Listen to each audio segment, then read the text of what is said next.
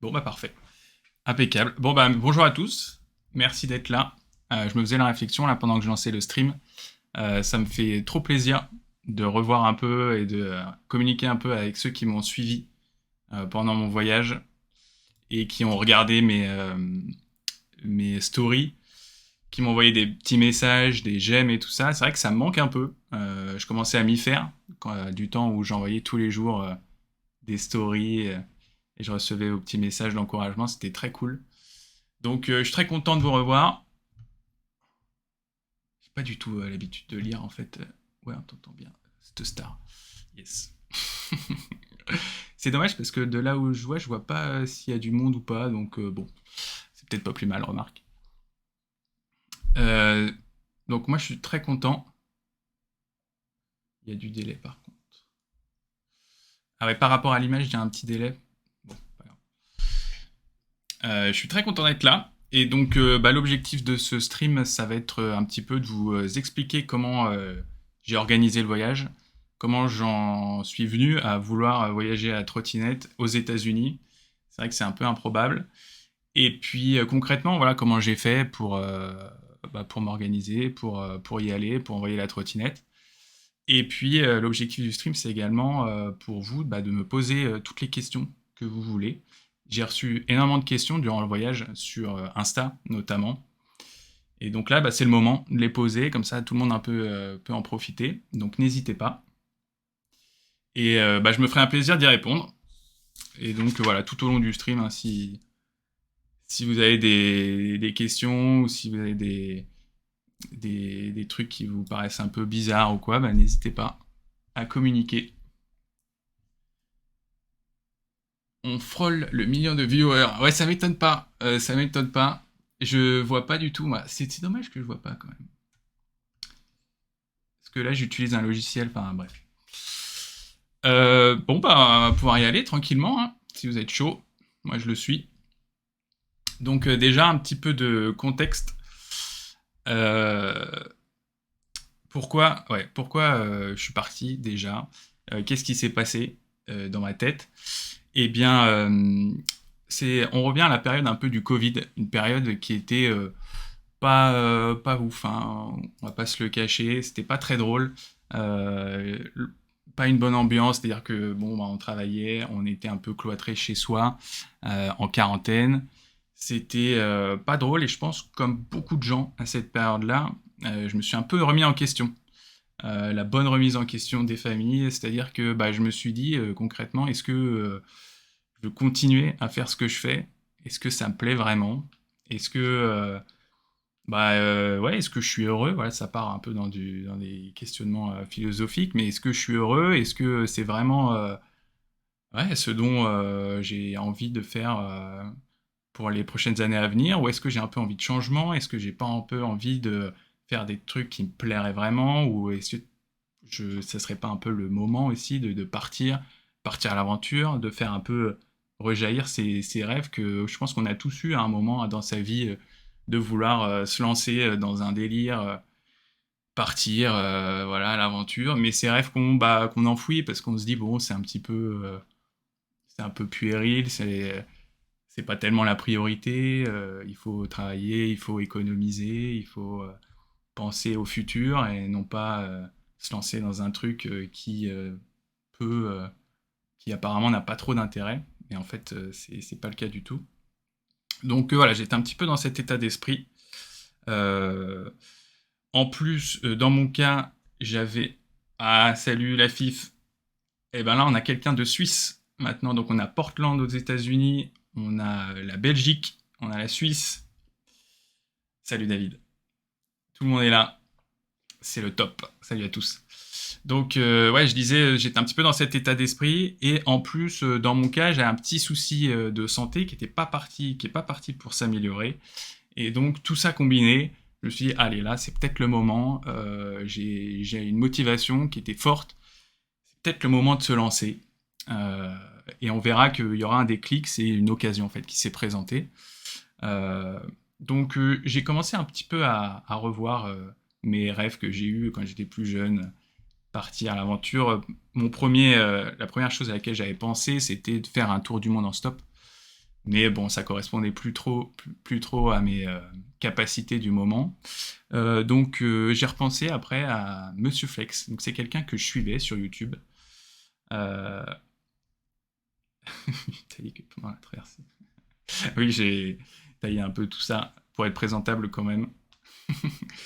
Donc ouais, je disais, je suis tombé sur les vidéos de Monsieur Flex, qui est un gars qui est parti voyager en gyroroue. Alors je vous montre vite fait sa chaîne YouTube, parce que quand même ça le mérite.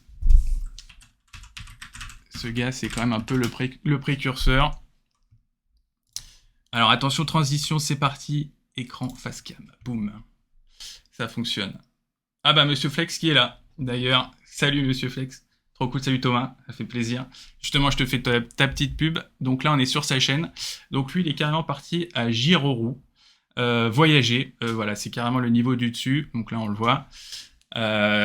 Il est parti pour un tour du monde. Il a été bloqué par le coronavirus, malheureusement.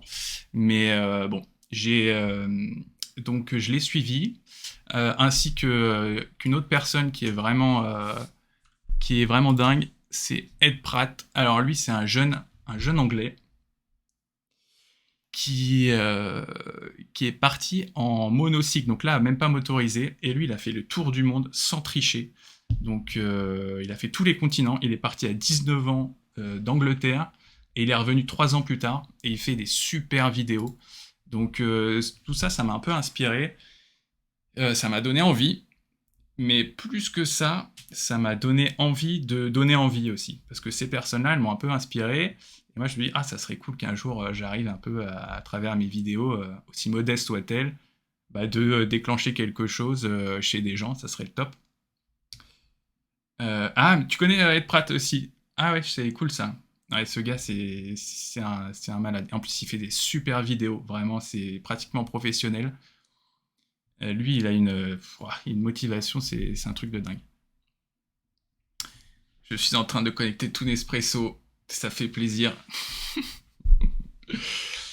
Et donc, ouais, quand j'ai regardé Monsieur Flex, donc qui est parmi nous, j'ai trouvé ça assez cool quand même.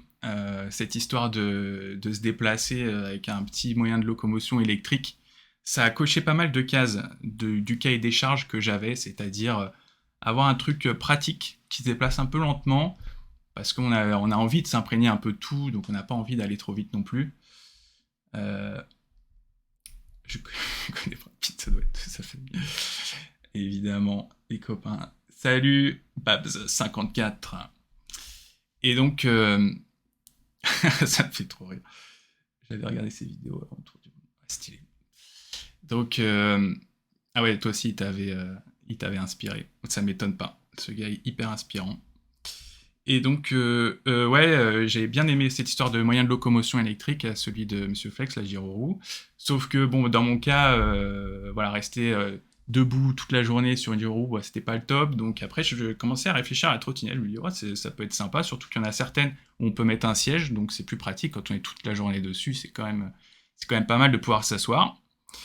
Et donc, voilà, ça commençait à mûrir au fur et à mesure. Voilà, je commençais à avoir de plus en plus de motivation.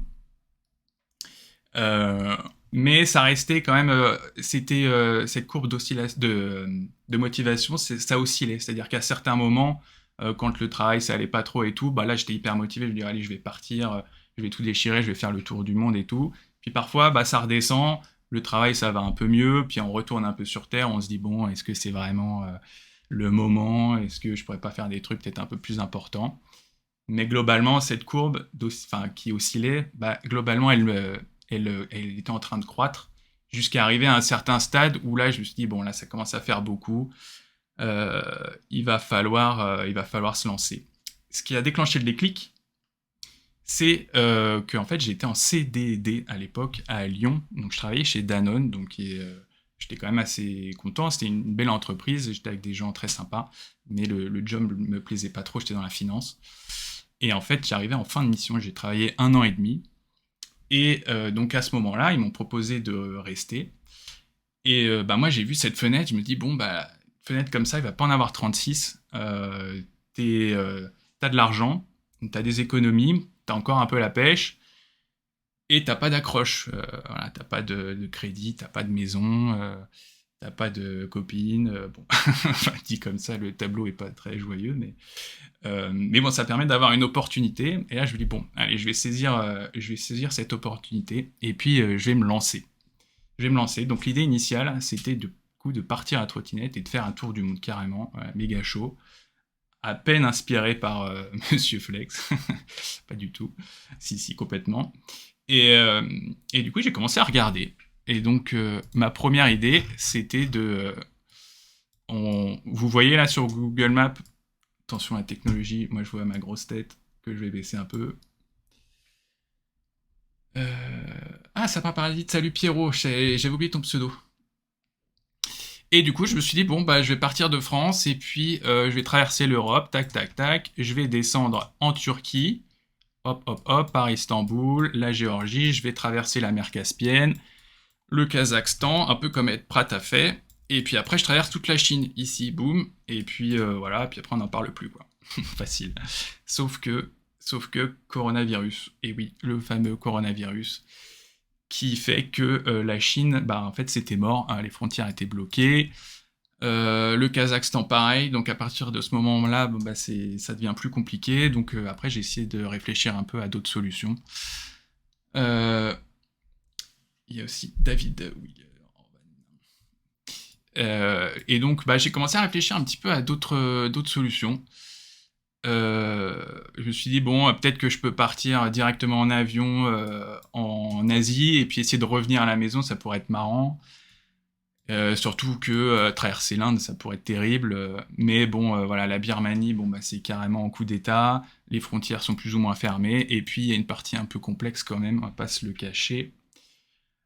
L'Iran, l'Afghanistan, l'Irak, bon, c'est sûrement des... Enfin, c'est des magnifiques pays, mais bon, un peu tendus quand même, surtout à trottinette. Je me vois mal me pointer à la frontière en leur disant «Salut, je compte traverser sur ma trottinette». Je pense pas que ça serait passé des masses. Quand j'ai du mal, je pense à ce menu, à puis entreprendre le cours de son chemin.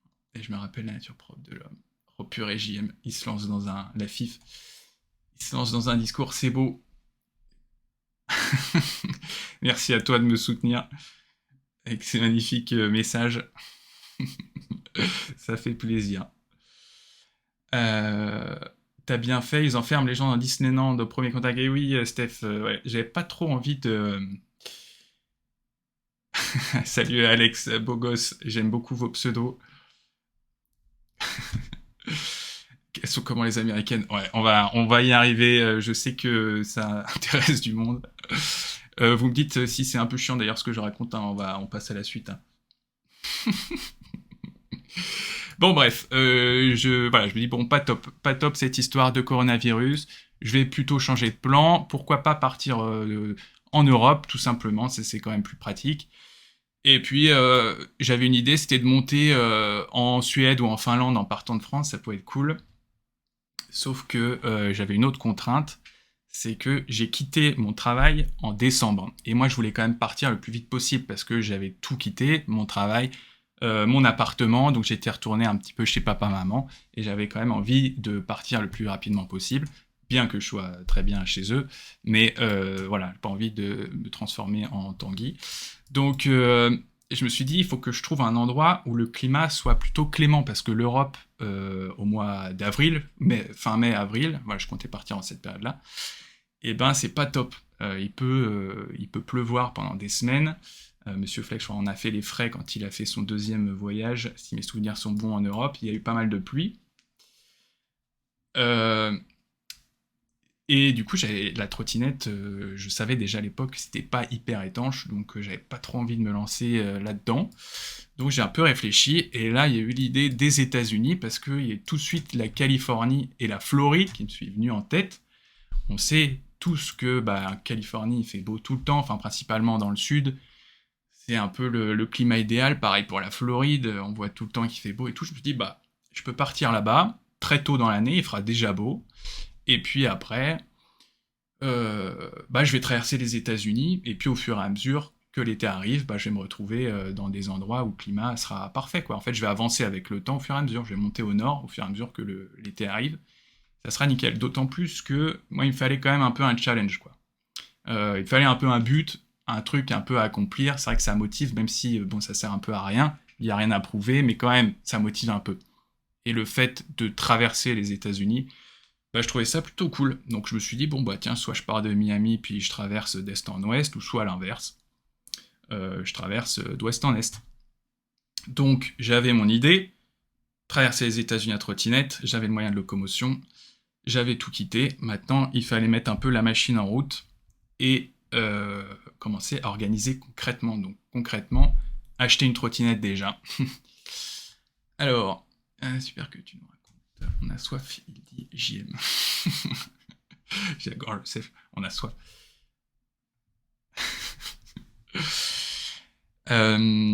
Et du coup, la trottinette, moi je voulais l'avoir avant de partir. Avant de partir aux États-Unis, je voulais l'avoir pour faire un peu des réglages, pour tester, parce que vu que ça a quand même pas trop été, enfin ça n'a pas été fait du tout, je savais pas trop à quoi m'attendre, donc j'avais envie d'un peu tester la bête avant de partir. Donc je me suis renseigné, et j'avais un cahier des charges assez contradictoire. Moi je voulais une petite trottinette qui ait le maximum d'autonomie. Donc pourquoi petite? Parce que déjà je voulais pas me traballer un énorme truc qui fait 80 kg, c'est pas pratique du tout. Je voulais aussi qu'en cas de pépin, bah, je puisse la mettre dans une voiture, dans un coffre, tu vois, la plier et hop, on n'en parle plus. Et aussi parce que je voulais me faire petit. C'est-à-dire qu'après on verra un peu plus tard, mais au niveau de la législation, c'est pas fou. C'est-à-dire que bah, c'est pas vraiment le droit, quoi. Enfin non, on y reviendra. Mais bon, je voulais me faire discret, je voulais quelque chose de pratique. Et je voulais beaucoup d'autonomie, bah, pour des raisons évidentes, c'est que les États-Unis, bah, c'est assez vaste, et il y a des zones où il n'y a pas grand-chose. Du coup, j'ai cherché sur Internet, et je suis tombé sur le modèle de trottinette que j'ai acheté. Donc, je vais pas trop en parler, parce que j'ai pas trop envie de faire de la pub. Et du coup, j'ai trouvé un modèle d'occasion, parce que... Enfin, j'ai cherché un modèle d'occasion, parce que c'était pas revendu en France, ni en Europe. Donc, j'ai cherché... Et il y avait un seul modèle en France, il y avait un mec qui l'avait importé et qui la vendait sur Le Bon Coin, il y avait une annonce, et il la vendait à Ferté-Bernard, dans la Sarthe, 72. C'est marrant parce que c'est là où mes grands-parents habitent, c'est improbable. Et du coup, bah, je l'ai contacté, je lui ai dit, bah écoute, je la veux, elle était neuve, enfin elle avait 200 km. Donc il me l'a vendue, je suis allé la chercher, je l'ai acheté 1000 € pour ceux que ça intéresse. Donc c'est une trottinette qui a une bonne autonomie, qui peut faire 100 km, et qui est vraiment petite, quoi. Elle fait 25 kg, elle est pliable, donc ça correspondait parfaitement à mes critères. Après, au niveau de la fiabilité, bah, c'était pas ça, mais j'ai eu la grande chance d'avoir un ancien modèle. Les anciens modèles étaient assez fiables, car les moteurs étaient pas très puissants, donc il n'y a rien qui grillait, enfin bref, on va pas trop rentrer dans les détails. Mais les nouveaux modèles sont un peu pourris, et donc je vous conseille pas du tout de l'acheter, voilà. C'est Brigitte, évidemment. La petite Brigitte, oui, que j'ai nommée Brigitte. Voilà. Donc, c'est pas du tout en rapport avec notre chef d'État et sa femme. C'est juste que je trouvais le prénom marrant et que depuis tout jeune, enfin, je trouve, enfin voilà, c'est un peu le prénom basique chez une personne de type féminin. Du coup, voilà, je l'appelais Brigitte, ça me faisait marrer. Bref. Donc je récupère la petite Brigitte, et là je commence un peu à la tester, d'autant plus qu'elle me plaisait parce qu'on pouvait mettre un siège. Donc je la teste, ça se passe plutôt bien. Je veux acheter un siège, il n'y en a plus parce que c'était la période où tout était un peu en rupture de stock, il y avait des gros problèmes d'approvisionnement, bah, d'ailleurs c'est toujours un peu le cas avec la Chine. T'as testé Brigitte? Ouais, c'est un peu bizarre de dire comme ça. Il faut toujours tester la marchandise avant. Merci Alex Pogos63. Et du coup, plus de siège, donc de la marque. Donc j'en commande un en Chine, que je reçois, qu'on adapte avec mon papa, qu'on bricole pour l'adapter à la trottinette. Et j'ai fait juste 2 tours, hein, avec 2 grands tours, et là je me suis rendu compte que ça se passait plutôt pas mal. J'avais même pu mettre mon sac à dos et un peu du matériel de camping comme je pensais, enfin comme la configuration dans laquelle je pensais partir. Et ça se passe plutôt bien. Bon, par contre, je me rends compte dès le début que en fait, j'ai hyper mal aux fesses, hein. Au bout de 1 à 2 heures dessus, direct, t'as mal aux fesses. Donc là, je me dis, ah, ça, ça va peut-être poser problème. Et en effet, en fait, j'aurais eu mal aux fesses tout le voyage. Voilà. Bref, bon, c'était surmontable, mais c'est un peu chiant. Oh, je suis bourré, ok. Nickel. Eh bien, santé. Donc, j'ai la... j'ai la trottinette, j'ai testé, donc bah, maintenant je prends les billets d'avion, et il faut se poser la question du visa. Combien de temps rester aux États-Unis? Ça, c'est la grande question. Parce que moi, je me suis dit, bon, euh, je vais partir de Los Angeles parce que la marque de la trottinette est implantée là-bas. Donc comme ça, si j'ai un problème, à mon départ, ben, je pourrais régler des trucs, je pourrais acheter des pièces. C'est quand même plus pratique. Bien vous les corbeaux, la solution du suricate. Et oui, la solution du suricate, je vois que tu as vu mon dernier épisode, c'est ça. C'est la solution du suricate, ça consiste à se lever sur la trottinette, bah, comme on fait la trottinette classiquement en fait, pour un peu soulager le fessier, le bon fessier. Bah, comme les cyclistes. Ouais, si, les cyclistes, bah, ils ont le même problème. Bah, moi, j'avais aussi, en fait, j'étais parti, heureusement d'ailleurs, avec un petit short de cycliste un peu rembourré. Et ça aide quand même bien. Sans ça, je pense que je serais mort. Hein. On va se décapsuler une petite bière. J'ai des copains qui sont tous alcooliques. Ça fait plaisir. À la vôtre, les copains. Et du coup, donc je prends mes billets d'avion pour partir à Los Angeles.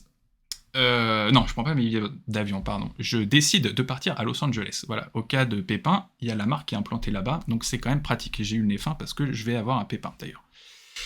Donc je me dis, bon, je pars à Los Angeles, et puis bah, je vais probablement tracer jusqu'à New York.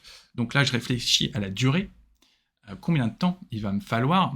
Et donc aux États-Unis, je ne sais pas si vous êtes familier avec ça, vous pouvez partir très facilement 3 mois, moins de 3 mois, en faisant juste un petit formulaire en ligne, c'est facile, tout le monde est accepté, ça s'appelle l'ESTA de mémoire, je crois. Mais si vous voulez partir plus longtemps, là, il vous faut un visa. Et le visa, c'est une autre paire de manches. N'est-ce pas, JM? Ça va te rappeler des souvenirs. Mec de Fortnite. On a les potes qu'on attire. Ah, je pense qu'il doit avoir un bon délai parce que je reçois vos messages un peu plus tard. Alex Bogos, yes. Ouais, ça part un petit peu, c'est pas grave. Ah, je peux bannir si je veux. Moi, je te garde, il n'y a pas de problème. Les stars, oui. Heureusement, il y en a qui suivent. Hein. Ça fait plaisir, plutôt que de penser qu'à sauver une binge, n'est-ce pas? Je prépare ton cercueil. Yes, Manu descend sur Toulouse. Oui, bah, j'arrive pour le 31. Tu le sais très bien. Préparez-vous. Ça va être quelque chose. Cette année, je survis quand même. Yes, bon, allez, je retourne à mon histoire, parce que sinon, on va parler d'apéro pendant 3 heures. Descendre en trotte. Ah oui, non, mais ça va, j'ai donné au niveau de la trottinette, là, pour le moment. Et puis, Brigitte n'est toujours pas revenue, d'ailleurs. Elle est toujours à New York. Euh, elle va revenir en jet privé, hein, comme prévu, mais le jet a un petit souci. Enfin, il est en maintenance, je crois. Donc, ça tarde un petit peu, mais bon, c'est pas grave, j'en ai pas vraiment besoin. Mais donc, pour l'instant, pas de Brigitte. Quand elle reviendra, d'ailleurs, je ferai une petite vidéo dessus pour expliquer un peu comment je me suis organisé. Et Manu, tu descends. Ah bah je l'attendais celle-ci. Ça faisait longtemps, évidemment. Oui, il démarre demain, il passe par Lille avant. Ouais, bah toi t'es à Portland déjà, donc quand tu seras à Lille, je viendrai peut-être te voir. J'ai mon brevet de secouriste. Heureusement qu'il y en a qui posent des questions. Des vraies questions. Tu utilises Maps? Oui, ouais, j'ai utilisé Maps du début à la fin. Google Maps, tout simplement. Il y a une option cycliste, il y a un petit icône de vélo, et en fait ça permet de... Bah, en fait, il te fait prendre les pistes cyclables quand il y en a, donc c'est vachement bien pour ça. Ouais, Google Maps version vélo, c'est le top. Combien de chambres à air changées? J'ai changé. Alors, j'avais pas de chambre à air. En fait, c'était des pneus sans chambre à air, donc des pneus tubeless. Et du coup, j'ai changé 4 fois de pneus. Donc en tout, j'ai eu 5 pneus arrière. Et j'ai changé 2 fois de pneus avant. Donc 3 pneus avant.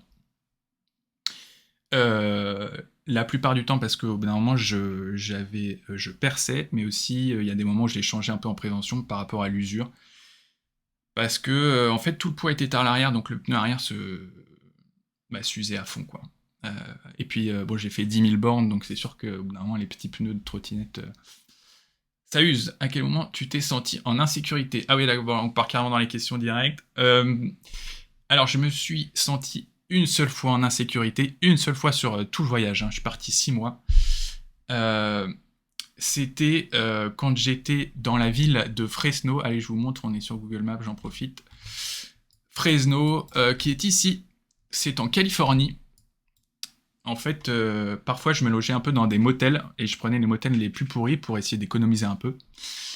Et là, je me suis retrouvé dans un motel, c'était vraiment la galère, c'était en périphérie, à côté de la gare, donc c'était blindé de drogués, il y avait des prostituées, des mecs qui se battaient, et en fait, je suis sorti de ma chambre pour aller manger, il y avait un resto qui était juste de l'autre côté de la route, et là, il y a des mecs qui sont arrivés, ils m'ont regardé, ils ont commencé à foncer sur moi, avec des yeux, je me suis dit là, ça pue, et en fait, heureusement, il y a un de leurs potes qui leur a dit non, attendez, c'est bon, ça sert à rien.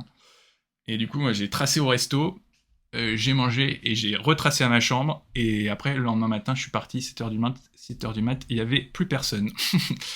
C'est la seule fois, sinon, j'ai eu aucun problème, vraiment aucun problème.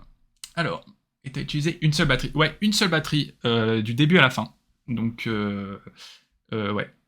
La batterie, pour le coup, j'ai été vraiment agréablement surpris. Elle a perdu un peu en capacité au bout d'un moment. Je dirais qu'elle a perdu 10%. Donc, à la fin, je pouvais plutôt faire 90 km plutôt que 100. Mais bon, ça passe quand même. Combien de kilomètres réels au total? J'ai pas encore fait le compte totalement précis, mais c'est dans les 10 000 kilomètres. Heureusement que certains posent des bonnes questions.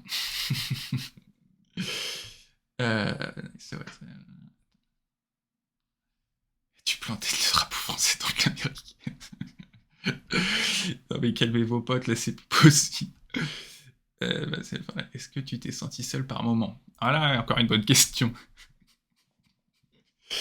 Eh bien, pas trop. Non, en fait, je suis plutôt solitaire. En fait, c'est pas que je suis solitaire, mais je supporte plutôt bien la solitude. Et il y a un gros avantage de partir seul, c'est qu'on fait beaucoup plus de rencontres. Quand on part à plusieurs, on a tendance à rester entre nous. Et quand t'es seul, bah t'es un peu forcé en fait d'aller vers les gens. Et du coup, tu fais plein de rencontres. C'est vraiment bien pour ça. Après, je vous cache pas que y a des moments j'aurais bien voulu partager avec quelqu'un ou avec des potes. Les beaux moments, c'est sûr que c'est amplifié quand t'es avec des amis et que tout seul, bon bah parfois tu te dis c'est un peu dommage, c'est un petit peu du gâchis. Mais je compensais ça en fait en partageant via les réseaux sociaux. Donc du coup ça m'allait bien comme ça. C'était un bon compromis, j'ai trouvé. Est-ce qu'on se voit du jaja? C'est le couple maxi de la super trottinette.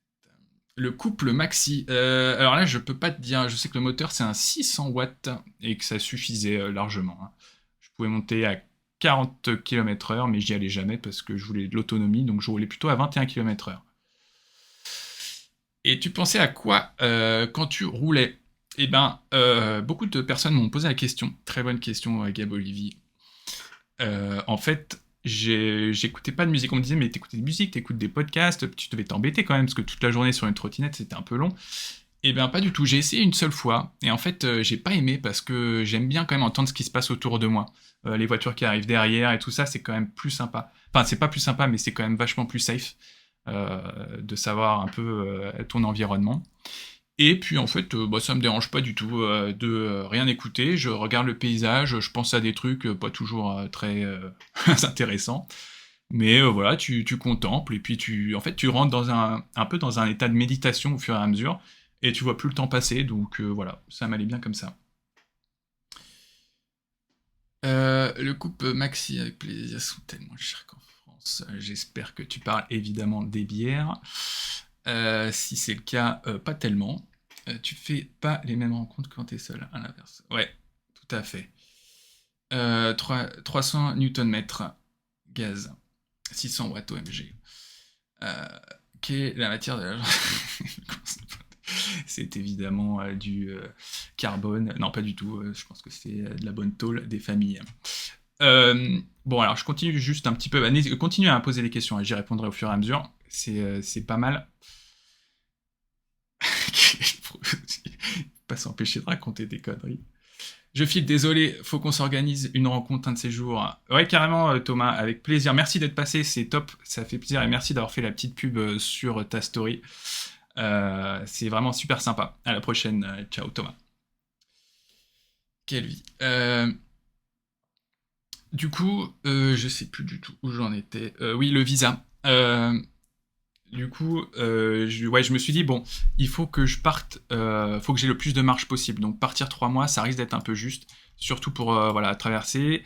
Je savais pas trop quel rythme j'allais avoir. Du coup, je me suis dit, bon, il faut que je prévoie le max. Je pars sur le visa touristique. Donc pour avoir le visa, il faut remplir pas mal de trucs en ligne. Et après, il faut aller à l'ambassade des États-Unis qui est située à Paris.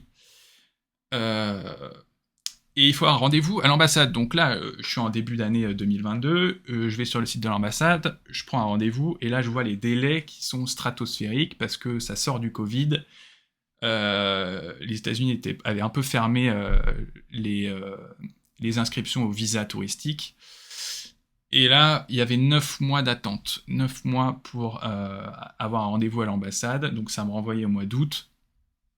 Donc là, j'étais un peu embêté. J'ai quand même pris le rendez-vous, dans le doute. Je me suis dit, bon, bah, je vais partir 3 mois, dans un premier temps. Si ça me plaît, je reviens en France, j'obtiens le visa, je repars. Et si ça me plaît pas, bah, j'en reste là, puis ça sera déjà pas mal. Et du coup, tous les matins, je regardais sur le site de l'ambassade pour voir s'il n'y avait pas des désistements, l'histoire de gratter un peu des jours. Au bout de 2 semaines, j'ai eu un désistement, donc j'ai pu gratter un mois, mais ça faisait encore beaucoup trop tard. Moi, je voulais partir au mois d'avril, donc il fallait un rendez-vous au mois de mars, quoi. Et heureusement, au bout de, je sais pas, 3 semaines à regarder tous les jours, j'ai obtenu un rendez-vous au mois de mars, donc il y a eu un désistement. Et donc, je suis parti avec mon pote JM à Paris. On en a profité pour aller voir les copains et pour passer l'entretien à l'ambassade. Donc là, je m'en étais fait un peu une montagne de cet entretien parce que j'avais regardé plein de sites et de retours d'expérience sur ce fameux entretien. Et donc les gens disaient attention, il faut être méga préparé, il faut prévoir 50 000 documents parce que ça rigole pas du tout, on peut te refuser. Il faut que tu aies des preuves comme quoi tu as suffisamment d'argent, il faut des preuves pour leur montrer que tu vas bien revenir en France parce qu'ils veulent absolument pas que tu restes là-bas. Il faut que tu présentes ton projet et tout ça. Donc moi je suis parti, j'avais 50 000 documents, autant te dire que là j'étais prêt à tout. Au final, je suis arrivé à l'entretien, ça a duré 2 minutes top chrono, le mec il m'a regardé, il m'a dit bah vous allez faire quoi aux États-Unis? Donc là, évidemment, j'allais pas lui dire oh bah je vais faire un road trip en trottinette, je vais tenter de traverser les États-Unis en trottinette. Non, je n'allais pas leur dire ça. Mais j'étais pas loin de l'arrêter puisque je leur ai dit bah je vais faire un road trip, voilà, je vais aller là, là, là, là. Et le gars m'a dit ah super cool, un road trip, bon bah c'est validé, boum, coup de tampon, suivant, allez hop, c'est réglé.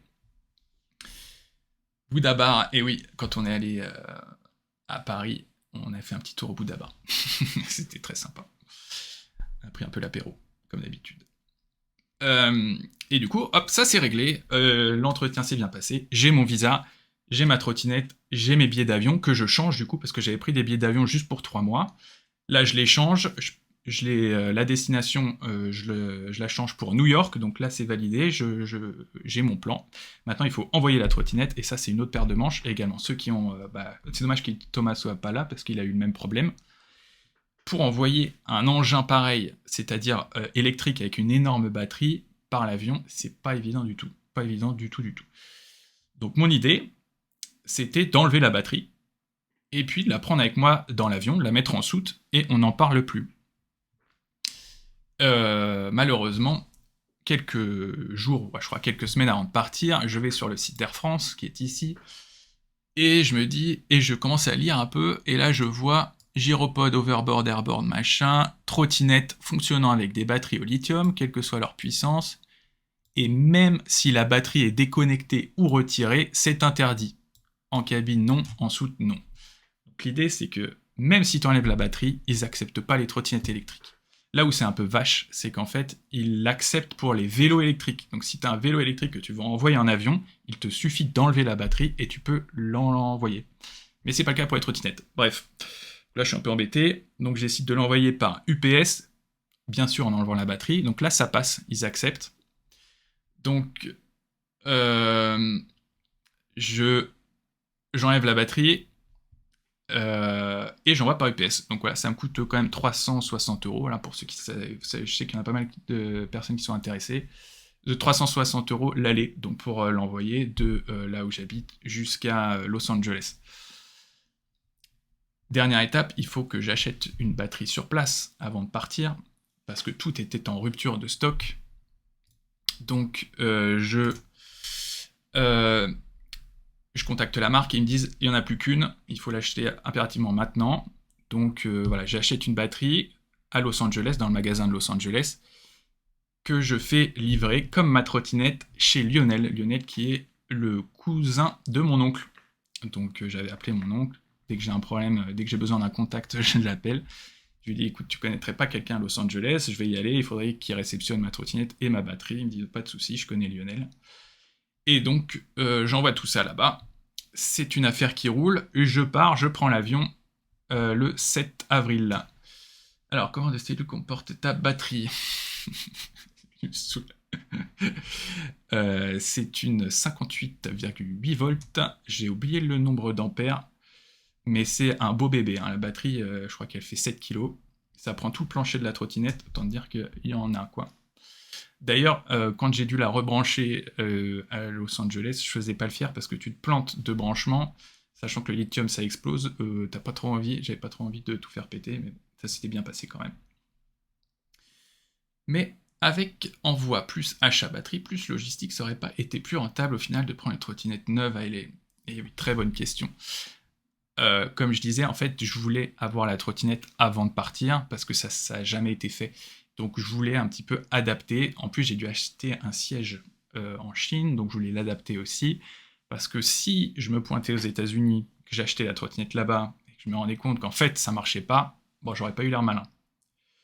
Et du coup, j'ai préféré l'avoir avant, quitte à devoir payer une blinde, à devoir faire tout un tintouin logistique pour l'envoyer après. Donc j'ai bien fait, parce que voilà, j'ai pu me rendre compte quand même de pas mal de choses, et donc je suis parti quand même plus rassuré. Donc voilà.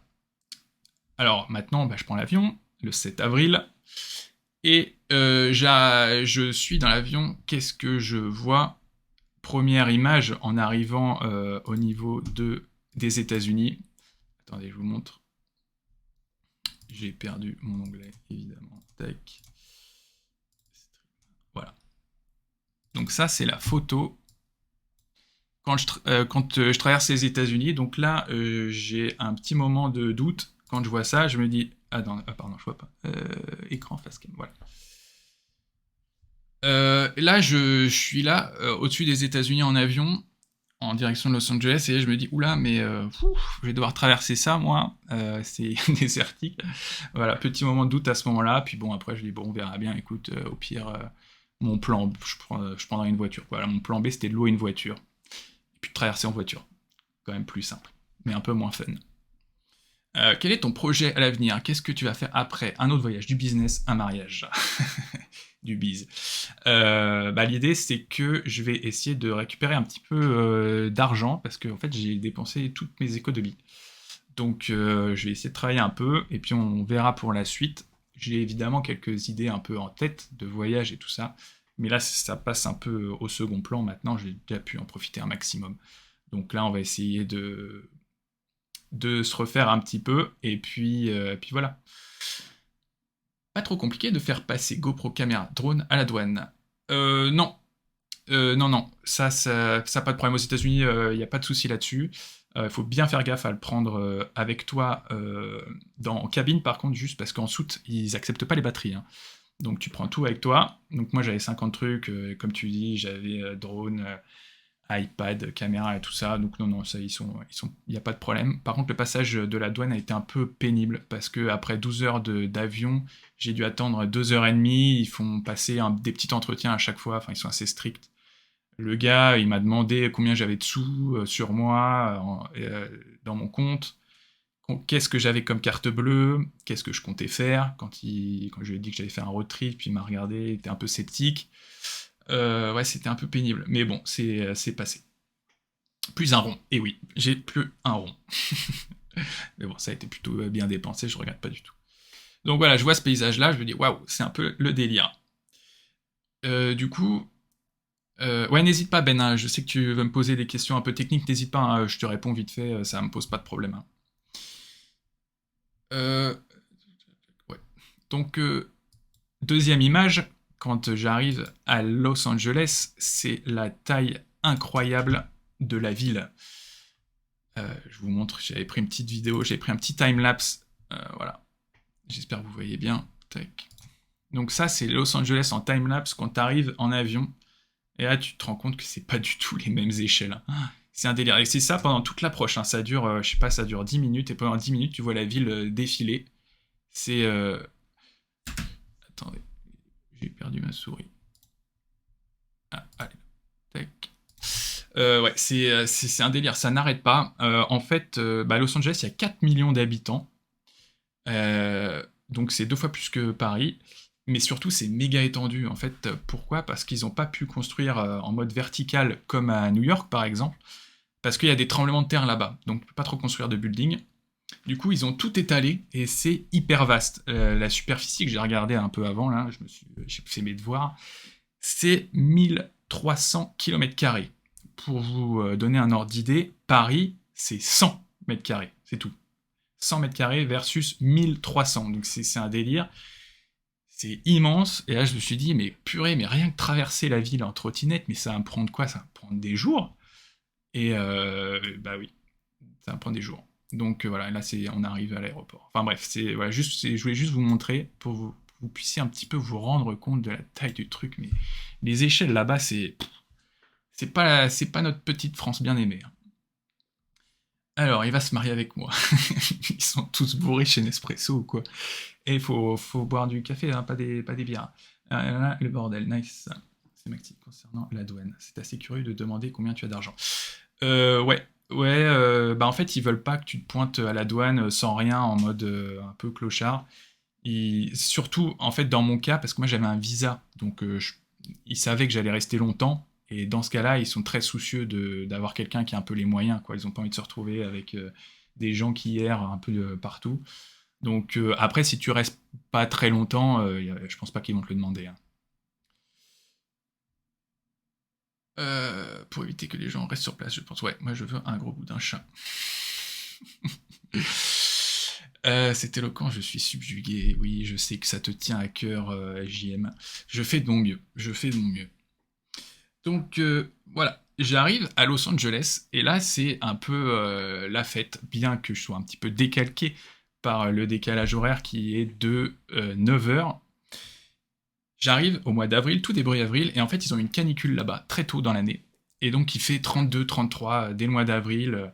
C'est super, il y a des palmiers, c'est la fête. En plus, moi je vais loger le proche possible de chez Lionel, car c'est lui qui avait ma trottinette, et il est situé à Redondo Beach. Redondo Beach, c'est ici.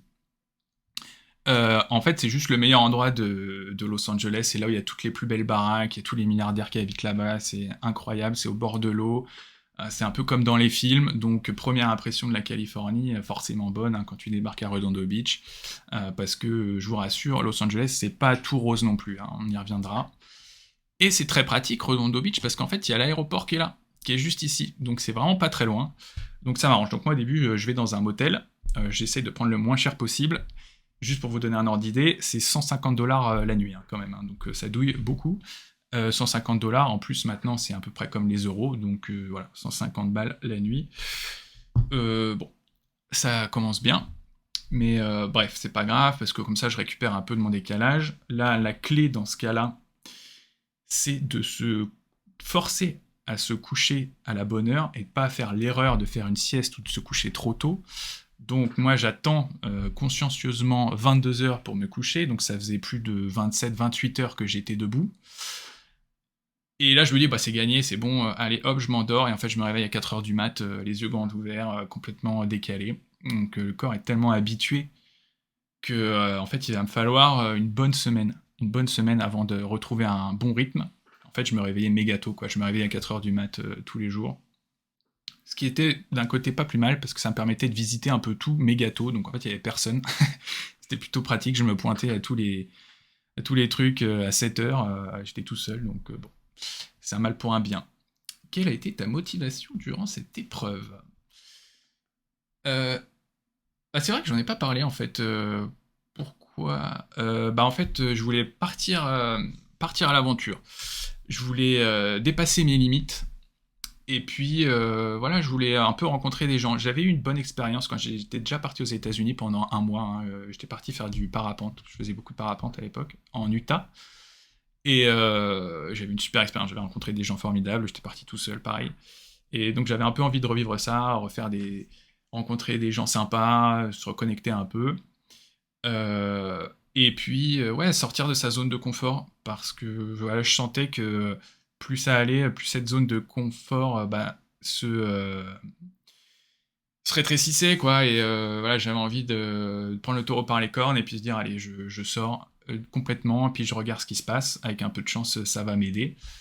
Et ça a été le cas, hein, ça m'a plutôt bien aidé. Et puis, bah, il y avait le côté aventure, hein, j'avais envie de vivre un peu des émotions fortes, de vivre tout simplement, quoi. Donc je suis parti, je me suis jeté. Et les nanas, love story ou pas? Ben, on y reviendra, mais c'est vrai que quand t'es en déplacement tout le temps, tous les jours, c'est pas évident. Alors, il faut être à part si t'es un très grand séducteur, je pense par exemple à JM notamment, qui lui peut-être aura réussi. Moi, c'était plutôt pas fou à ce niveau-là. Et ça, c'est une question que j'ai pas arrêté d'avoir au final, hein. C'était la grande question. Ça et ma barbe aussi. Ça, les copains étaient très intéressés par ma barbe, beaucoup plus que par le voyage d'ailleurs. Ils étaient très curieux et étonnés de voir que je pouvais avoir une barbe. N'est-ce pas? Bref. Donc, je me retrouve à Redondo Beach, chez Lionel. Je vous mets une petite photo de Lionel parce qu'il a quand même été sympa. Stream, tac, tac, tac. Voilà. La Lionel, trottinette et c'est lui, ici. Donc, c'est le cousin de mon oncle, vraiment adorable. Il a tout réceptionné, il m'a accueilli aussi. Grâce à lui, j'ai pu remonter la trottinette, remonter la batterie, mettre le siège et compagnie. J'ai pas tout fait péter en branchant la batterie. Ça s'est bien passé. Et ensuite, il m'a fait visiter. Donc, c'était top. Vraiment, c'était les meilleures conditions possibles pour arriver quelque part. Salut Lionel. Ouais, en salut Lionel, je pense pas qu'il me regarde. Mais, je le salue et je le remercie vraiment chaleureusement. Ensuite, je décide de bouger de Redondo Beach pour aller au cœur de Los Angeles. Je me suis autorisé 7 jours à Los Angeles pour visiter un peu avant de partir pour le fameux road trip. Je me suis dit, allez, je pars à Santa Monica, qui est un petit peu le cœur de Los Angeles, et la fameuse plage avec la jetée. Je sais pas si vous avez déjà joué à GTA, mais la jetée, là, on la voit, là, avec la grande roue. Je me suis dit, je vais aller là-bas. C'est là que tout se passe. Et donc, je me trouve une auberge de jeunesse juste à côté, super bien placée. Je sais plus où elle est. Enfin bref, elle est dans ce coin-là. Auberge de jeunesse qui était super bien. En fait, j'avais plein de questionnements parce que moi, je suis parti de Redondo Beach. Là, je suis parti en mode road trip, donc j'avais toutes mes affaires sur la trottinette. Je me suis dit, bon, est-ce que ça va le faire dans une auberge de jeunesse? Est-ce que je vais pouvoir mettre ma trottinette? Est-ce que je vais pas me la faire piquer? Comment je vais m'organiser? Est-ce que je vais pouvoir la recharger? Enfin bref, beaucoup de questions. C'était un peu le début. Après, bon, j'étais hyper rodé, mais au début, moi, c'est pas trop, quoi. Et donc, en fait, ça s'est très bien passé, hein. L'auberge de jeunesse était au rez-de-chaussée, tu pouvais rentrer avec la trottinette à côté. Il y avait un espace pour mettre les vélos, donc j'ai pu y mettre ma trottinette qui était sécurisée. Il y avait même une prise électrique. Je leur ai demandé si je pouvais brancher. Ils m'ont dit, je sais plus si c'était en 30 ans ou en 10 ans, je ne vais pas exagérer, mais en 30 ans, c'est la première personne vous êtes la première personne qui nous demande pour la prise électrique. Donc c'est un début. Donc ça s'est bien passé, c'est une super auberge de jeunesse, c'est énorme, hein, c'est un monstre, il y a des dortoirs de partout, il y a 3 étages, il y a des machines pour laver et tout. T'as les avantages d'une auberge de jeunesse, c'est-à-dire que déjà c'est moins cher, et puis tu fais des rencontres assez sympas, des jeunes qui voyagent, donc ils ont un peu les mêmes délires, donc c'est assez chouette, mais t'as aussi les inconvénients, c'est-à-dire que tu dors dans un dortoir à 8, c'est un peu le bordel, les lits ils grincent, dès que tu bouges, t'as tout le monde qui se réveille. Enfin bon, ça c'est un petit peu c'est un peu l'aventure, hein. Enfin bon, l'aventure à Los Angeles, ça va quoi. Il y a pire, c'est pas l'expédition au fin fond de l'Amazonie. Bon non, ça c'est Los Angeles, c'est plutôt cool. Alors, as-tu déjà fait la fête aux USA? Oui, j'ai fait la fête aux USA. Ça m'est arrivé, hein, le long du voyage, notamment dans les grandes villes. C'est plutôt sympa. Les Américains sont très sympas en fait, hein. Ils sont très accueillants, ils aiment bien s'amuser comme tout le monde. Donc c'est assez facile, hein, de se faire des potes là-bas. Et, et ta fête d'avant-hier, mon capot, c'était bien ou pas? Bonne question. Et tout le monde est au courant de tout.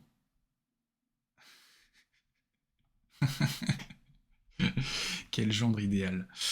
Évidemment. Évidemment. On en parlera sur Overwatch. Ça règle ses comptes. Donc, il est quelle heure, Stéphane, chez toi, là, à Portland? T'as combien de décalage? T'as 9 heures aussi, parce que t'es tout à l'ouest. Tu dois avoir 9 heures, non? 8 heures peut-être, avec le changement d'horaire. Enfin bref, en tout cas, c'est cool de regarder. Ça fait plaisir. Donc, moi, je suis dans mon auberge de jeunesse, et donc je m'octroie midi. Il est midi, d'accord, ok. Ah oui, donc ouais, t'as 8 heures de décalage. Donc je m'octroie 7 jours pour visiter. Donc là, bah, je vais faire les classiques. Les classiques à Los Angeles, et ben c'est Beverly Hills, donc notamment avec Rodeo Drive, qui apparaît dans le film Pretty Woman. Comment elle s'appelle l'actrice dans Pretty Woman comment elle s'appelle? Euh, Ah, j'ai un doute. Vous l'avez là, l'actrice dans Pretty Woman? Julia Roberts, voilà. Oh là là, attentif. Ça, Monica Cruz, n'importe quoi. Julia Roberts, bien vu, c'est ça. Ça suit. Donc, bah, je suis allé voir Rodeo Drive. Donc, c'est là où, dans le film, elle fait un peu son shopping. Attends, je vous montre une petite vidéo, si je retrouve. Voilà, ils avaient mis de la petite musique. Donc là, avec le décalage horaire, bah moi, enfin avec le jet lag, je me suis pointé à 7 heures du mat, donc il n'y avait personne. C'était pratique, en trottinette. Voilà, c'est assez sympa. Bon, il y a toutes les belles boutiques, hein, Versace, Dior, LVMH et compagnie. Voilà, petit clin d'œil. J'ai pris des substances ou quoi que ce soit pour pouvoir rouler plus longtemps. Les questions qui tuent. Ouais, j'ai pris de la méga drogue pour faire un trottinette à fond. Non, non, pas du tout. Pas du tout. J'avais un rythme qui était plutôt cool. Et puis dès que j'étais fatigué, j'ai arrêté. L'avantage d'avoir beaucoup de temps, c'est que j'avais pas de stress. Je pouvais y aller tranquillement à mon rythme. Et puis voilà, donc non, non. Ah, du café, quoi. Voilà, du café. Je vois que je suis le seul à pas avoir de culture. Ouais, est-ce que Monica Bellucci, Monica Cruz, mais ça existe pas Monica Cruz en plus.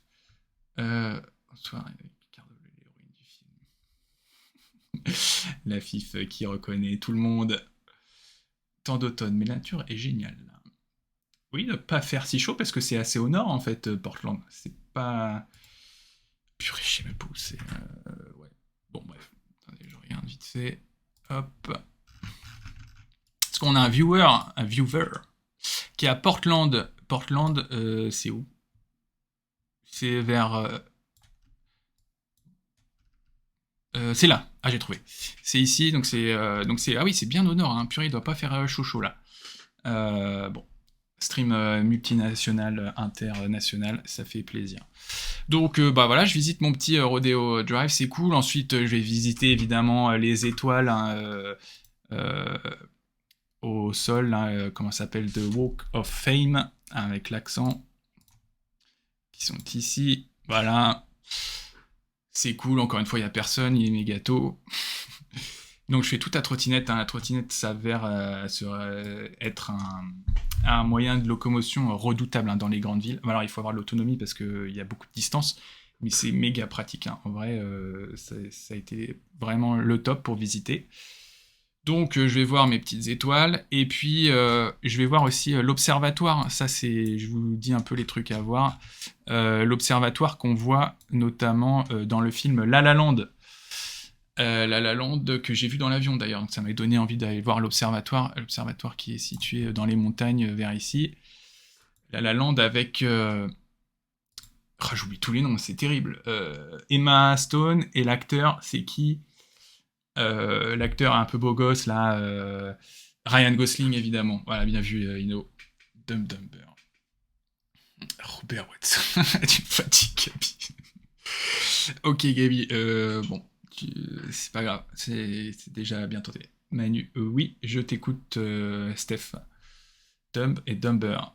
Ouais, on me l'a dit souvent ça. Ouais, il y a des petits relents de Dumb et Dumber. Donc j'ai visité un observatoire qui est chouette parce qu'en fait ça donne une vue incroyable hein, de Los Angeles. Je vous montre.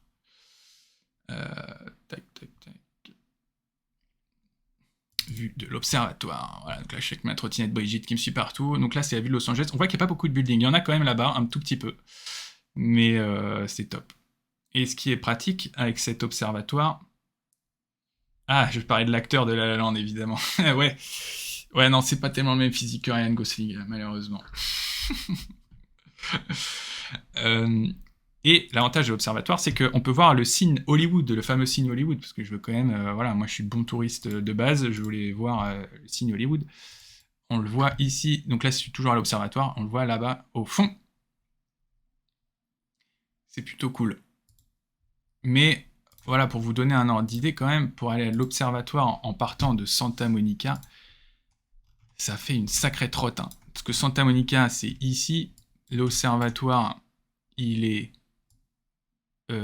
dans les montagnes là-haut, donc il est vers ici, je sais plus exactement. Mais bref, il faut 2 heures quoi, 2 heures de trottinette, plus les pauses, donc 2 heures et demie, plus manger, et ensuite il faut re 2 heures pour revenir, donc les distances sont immenses, hein, c'est terrible.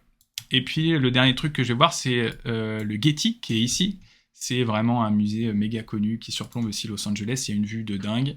Je vous montre vite fait des petites images. Et puis après, ben, on va pas tarder à arrêter parce que ça fait déjà 1 heure. Je vous montre le Getty. Vite fait, bien fait. Donc ça, c'est la vue du Getty. Donc c'est un musée d'art en fait. Voilà, il y a des tableaux, c'est très chouette. Il est immense. Donc là, on voit la mer, on voit Santa Monica qui est tout au fond. Et la vue est plutôt royale. Hein.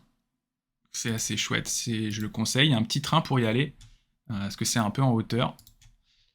Donc c'est pas mal. Et puis il y a un jardin botanique qui est magnifique. Donc là on voit le Getty qui est ici, là, c'est une forme un peu spéciale là.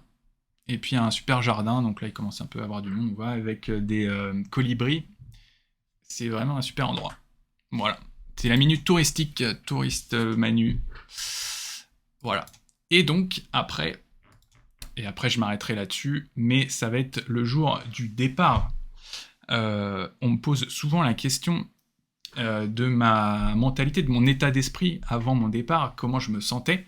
Donc, en fait, le truc, c'est que j'avais très hâte, vraiment, d'en finir avec tous les doutes que je me trimballais depuis des jours, des semaines, des mois d'organisation. Ces doutes, c'était est-ce que j'allais pouvoir tout simplement rouler sur la route, sur le bord de la route, sans problème, c'est-à-dire sans me faire flinguer par des voitures, sans me faire arrêter par la police.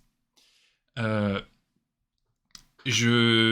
parce que, voilà, niveau législation, je vais y revenir, mais euh, on n'est pas censé faire la trottinette en dehors des villes. Voilà, normalement, théoriquement, tu es censé le faire en ville, ok, mais tu peux pas rouler sur des routes qui dépassent une certaine valeur. Donc au-dessus de, je sais plus, c'est au-dessus de 80 miles, je crois, t'as pas le droit d'y aller. Donc forcément, dès que tu sors d'une ville, et ben t'as plus trop le droit. Donc là je me dis, ah, est-ce que dès le premier jour, ça se trouve, je vais me faire arrêter par la police, ils vont me dire, non mais qu'est-ce que tu fais là, t'es sur une méga route, sur une trottinette, enfin ça va pas ou quoi, retourne chez toi quoi. Donc j'avais un peu peur de ça. Ensuite j'avais un peu peur aussi de la trottinette, mais est-ce qu'elle va tenir? C'est pas tellement fait pour ça. Ensuite, j'ai la question de moi aussi. Est-ce que moi je vais tenir? C'est pas évident non plus. C'est pas évident, ça va être crevant et tout. Donc j'avais des doutes qui m'embêtaient depuis tellement longtemps. J'avais vraiment hâte d'en finir, même si le résultat était négatif. Hein, même si je me rendais compte que c'était pas possible pour X ou Y raison, dans ce cas-là, je serais parti sur un autre plan. Mais petite clé au bras des policiers, ouais, carrément. Là-bas, ça rigole pas trop. Hein. Enfin, moi, je suis tombé sur des policiers sympas, mais il y en a qui se prennent vraiment pour des shérifs. Hein. Donc, ils ont la main sur le flingue, ils te regardent, hein, parce qu'en fait, ils savent pas si toi, t'as une arme. Tout le monde a des armes. Enfin, ça dépend les États, mais tout le monde ont des armes. Donc, ils ont toujours peur que tu dégaines un flingue comme ça. Donc, ils sont hyper vénères, hein, concrètement. Tutti quanti, ouais. T'as mangé du pot d'échappement? Ouais, ouais, j'en ai mangé, ouais, surtout en sortie de Los Angeles. Hein. Là, j'en ai bouffé du pot d'échappement, autant dire que j'ai eu ma dose.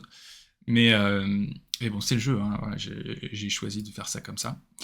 Donc, Eh bien, je pars, j'décide de partir de ma baie de Santa Monica, là, à 7 heures du mat, parce que j'avais très peur, en fait, des bouchons. Parce que mon idée, donc, c'était de partir sur la Highway 1 qu'on voit là, la voie numéro 1, qui longe la côte Pacifique en direction de San Francisco. C'est Lionel qui m'a dit de faire ça. Parce que moi, au début, c'était pas du tout mon plan. Hein. Moi, j'étais parti, je suis arrivé à Los Angeles, je me suis dit, bon, hop, moi, ce que je veux voir, c'est les séquoias. Les séquoias, ça se trouve où? Ça se trouve ici. Bah, je pars direct tout droit dessus.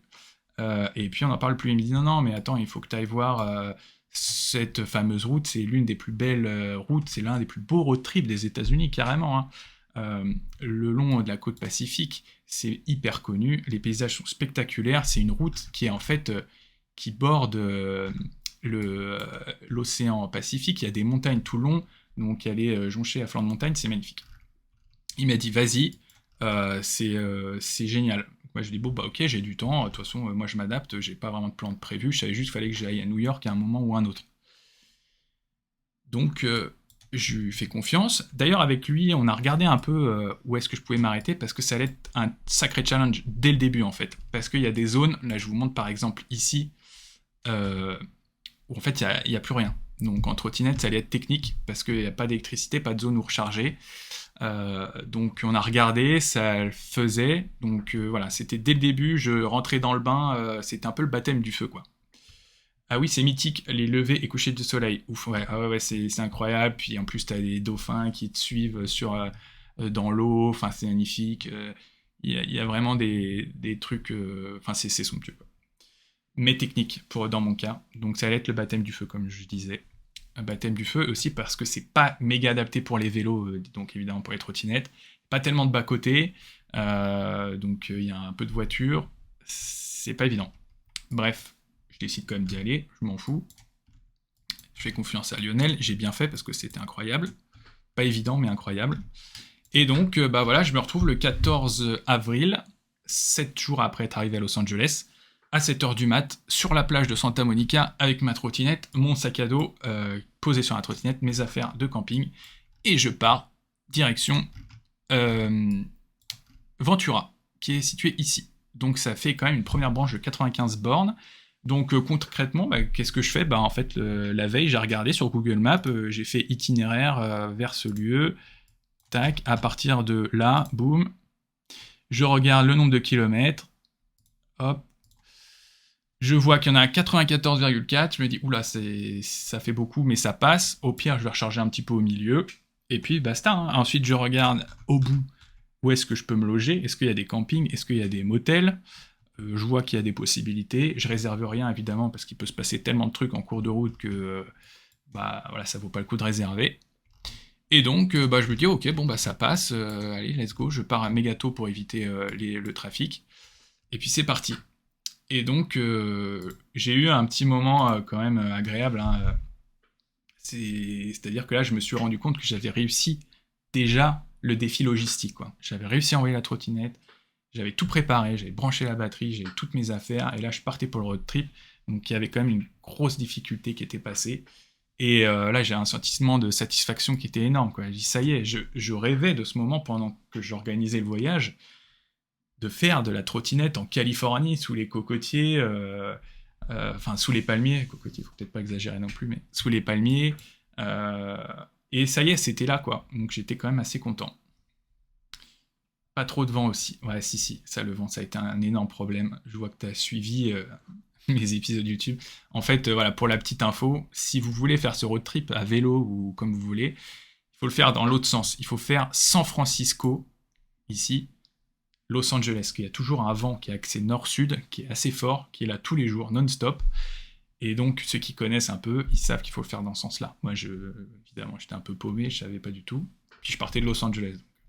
Mais oui, j'ai quand même galéré, le vent est bien balèze, donc ça m'a un peu flingué mon autonomie, il a fallu jouer avec ça n'a pas toujours été facile, mais bon, ça fait partie du jeu, quoi. Donc je me retrouve sur ma route, on passe devant Malibu, d'ailleurs, au passage, c'est stylé, il y a des surfeurs de partout, il y a des dauphins, c'est le pied, il fait chaud, bon, il y a quand même pas mal de voitures, ça c'est un peu pénible, mais bon, ça passe, c'est pas grave, c'est un peu l'euphorie. Je vous montre une petite vidéo, si je pouvais arrêter de fermer à chaque fois le dossier, ça serait pas mal. Voilà, la petite story, hop, voilà, je suis sur ma trottinette. Voilà, donc là il y a un bon bas-côté, c'est agréable, il y a l'océan, il fait quand même assez beau. Là, il fait un peu moins chaud parce que la canicule est passée, donc il fait un peu plus frais, mais bon, il fait quand même, voilà, il fait 17-18 degrés, c'est cool. Et là, je suis content, quoi. Je me dis, ça y est, je suis dedans, ça roule, c'est génial. Sauf que ce qui devait arriver arriva, malheureusement. Enfin, non, ça devait pas arriver, mais c'est arrivé. Je roule sur un énorme clou dès la première journée, la méga loose. La loose intergalactique, quoi. Donc j'arrive à ma destination, heureusement, et là je vois un méga clou dans le pneu, je me dis mince. Dès le premier jour, purée la tuile. La grosse galère, je me dis bon alors attends, qu'est-ce que je fais? J'avais un liquide dans le pneu qui permettait de boucher un peu les trous au cas où. Bien joué, ouais. Ouais, vraiment la loose. Donc là je me dis bon, qu'est-ce que je fais? Je vais voir des garagistes pour leur dire est-ce que vous pouvez mettre une mèche? On enlève le clou, on met une mèche dans le pneu, ça se fait quand même assez bien normalement. Mais ils me disent tous non, c'est des tout petits pneus, il n'y a pas de marge avec la jante, on va casser quelque chose, enfin ça va pas du tout. Soit vous continuez comme ça, donc avec le clou dans le pneu, et puis vous priez pour que le liquide qui est dans le pneu, bah, il bouche, soit vous changez le pneu. Donc moi j'étais pas méga chaud pour me lancer dans mon road trip le premier jour avec un clou dans le pneu. Imaginez bien que c'était pas adapté. Et là, moi je partais tout innocent, tout naïf, j'avais pas de pneu de rechange, j'avais rien. Hein. Donc là je me suis dit bon bah quelle galère. J'ai du coup loué une bagnole. Et je suis revenu à Los Angeles pour aller au magasin de la trottinette et faire changer mes deux pneus. Donc là j'ai tout fait changer dans le doute, comme ça je repartais à neuf. J'ai acheté un pneu de rechange, j'ai acheté un peu des pièces de rechange, des plaquettes et tout ça. Donc ça m'a pris 3-4 jours le temps qu'il change le pneu. Enfin bref, ça a été un peu laborieux. J'en profite pour faire mon premier camping sauvage avec ma voiture pour essayer d'économiser un peu parce que ça commençait à chiffrer très vite dès le début. Et donc je vais camper dans les hauteurs de Malibu avec ma tante, première fois que je campe avec ma tante. Donc le temps que j'arrive à mon spot, que je marche pour aller... parce que je voulais me faire un petit spot vue mer et tout, je dis allez quitte à camper, faut que ça soit un peu... Puis c'était symbolique, c'était un peu le début. Donc je suis parti... Ah j'ai pas la vidéo, dommage. Donc je me mets sur un super spot, il fait nuit, il y a du vent de ouf qui se lève, donc la première fois que je monte ma tente, il y a tout qui vole dans tous les sens, j'ai du mal à monter ma tente, c'est une galère. Finalement j'y arrive, je me mets dedans, je mange dedans comme un pauvre, enfin je sais pas quoi. Et puis je me rends compte qu'en fait je me caille à mort quoi. Mon sac de couchage il est complètement pourri. Au final je vais le garder tout le voyage à contre-cœur parce que j'ai jamais réussi à trouver en fait un nouveau sac de couchage. Et tu dois te sentir en confiance après un jour, ouais, c'est clair. Après un jour, tu crèves, tu te dis, bon, bah, c'est pas gagné finalement mon histoire. Et donc, voilà, je suis dans ma tente, en train de me cailler, je sors ma couverture de survie, je me dis, bon, bah, pas top. Et puis, voilà, deuxième petit truc, je commence à entendre des serpents à sonnette de partout. Moi, ça, je pense que c'était plutôt mon imagination. Parce qu'il y a des panneaux, attention, serpents à sonnette. Donc, voilà, je commence à imaginer les serpents à sonnette dans tous les sens. C'était une petite tente, ouais, c'était une tente, une place. C'était pas non plus une tente de bivouac où tu peux juste t'allonger en mode cercueil, mais tu pouvais t'asseoir dedans, mais c'était juste une place, donc il n'y avait pas énormément de place. Et puis là, j'entends les coyotes. Purée, le bruit des coyotes, c'est incroyable. Ça fait un boucan. Ça hurle, en fait, c'est une sorte d'aboiement sauvage. Ça hurle dans tous les sens. Donc là, ça m'a mis un peu en condition. Le vieux gars qui essaye de vivre un peu l'aventure, bah ouais, c'était un peu mon cas. Mais bon, j'étais quand même content, ouais, c'était un peu l'aventure. J'étais dans ma tente à me cailler avec mon pneu pété, c'était génial. Et puis, finalement, voilà, on a réparé le pneu, on a fait changer le pneu. Je suis reparti en voiture de là où je m'étais arrêté, à Ventura. Je rends la voiture. Et enfin, je repars, mais un peu la boule au ventre, parce que je me suis dit, si je crève dès le premier jour, mais qu'est-ce que ça va être pour la suite? Parce que je voyais bien que les bords de route, ils étaient un peu pourris, il y avait des déchets de partout, il y avait des détritus, des clous dans tous les sens. C'est des cigales. Non, non, c'était pas des cigales. C'était vraiment des coyotes. D'ailleurs, j'en aurais eu tout le voyage, hein. Des coyotes, je vais en entendre tout le long. Mais bon, on s'y fait, puis ils t'attaquent pas, donc ça va. Faut juste faire gaffe à la nourriture, quoi. Qu'ils viennent pas grignoter trop près. Donc en fait, j'avais arrangé la nourriture, je l'avais planquée. Voilà. Bah, la première coup, ça a fait un peu flipper quand même. Un peu, parce que c'est hyper fort. Enfin, niveau décibels, c'est incroyable. Tu te dis, mais ils sont juste à côté. En fait, ils sont bien plus loin, mais. Puis la nuit, avec l'imagination et tout, la fatigue, tu t'imagines des trucs de fou à chaque fois. Donc, bref, je repars en voiture, je rends ma voiture et je repars en priant pour que je ne recrève pas. Donc là, je fais hyper attention à partir de ce moment-là où je roule. Donc en fait, je passe mon temps à scruter la route pour éviter tous les clous. Et vraiment, j'en ai évité, mais tous les jours. J'en ai évité une quinzaine, sans rire, sans exagérer.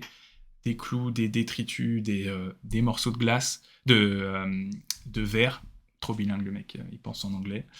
Euh, et du coup, voilà. Donc ça, c'était un peu... enfin, j'étais vraiment inquiet, voilà, je vous cache pas. Heureusement, ça s'est plutôt bien passé après, mais je suis parti pas méga serein. Voilà, donc pour le début, je pense qu'on est pas mal. Là, ça fait 1h13. On va s'arrêter là, d'autant plus que je pense que vous devez peut-être être en train de manger et tout. Puis j'ai pas trop envie d'endormir tout le monde. Donc, trop bien. Bah écoute, ça fait plaisir, j'espère que ça vous a plu. Moi en tout cas, je suis super content de repartager un peu ce que j'ai vécu, ça c'est chouette. Puis de communiquer avec vous, c'est top, vos questions, puis même si vous racontez un peu des conneries, c'est pas grave, je vous pardonne. Euh, c'est top. Donc, je pense, on verra, mais peut-être que je restreamerai toutes les semaines le mercredi. Et puis en fait, l'idée c'est de regarder chaque épisode, en fait, au fur et à mesure, et de raconter des anecdotes dessus, et puis de continuer à répondre à vos questions. Mais là, par exemple, on a fait l'épisode 1, et puis le prochain stream, ça pourrait être l'épisode 2, où là, je vous raconte un peu ce qui s'est passé derrière, parce que finalement, sur YouTube, ce qu'il y a, c'est une infime partie de ce que j'ai vraiment vécu, hein. C'est juste même pas 1%, quoi, mais à côté, il se passait des tonnes de trucs. Puis voilà, vous racontez un peu mon état d'esprit, mes galères, comment je m'en sortais et tout ça. Et puis voilà, je pense que ça sera bien. On est bien dans la confidence. C'était chouette. Bon, super, je suis content. Pour un premier jet, ça s'est pas trop mal passé. Je vous remercie. Merci à tous d'être venus, les copains, tout le monde, de Belgique, des États-Unis, de Suisse, de France. C'est top. Semaine pro, on se craque une bière, évidemment. L'apéro. Mais on va passer Noël tous ensemble alors. Bon, à Noël, on fera une petite pause. Allez, salut à tous. Salut. Et à la prochaine. Ciao, ciao.